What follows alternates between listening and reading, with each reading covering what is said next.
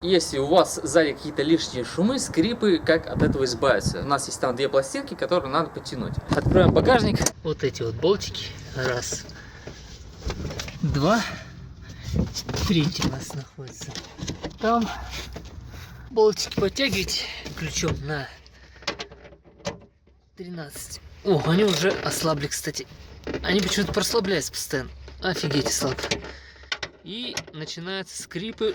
Вот здесь нормально. И всякие непонятные звуки в салоне. И не поймешь, откуда это исходит.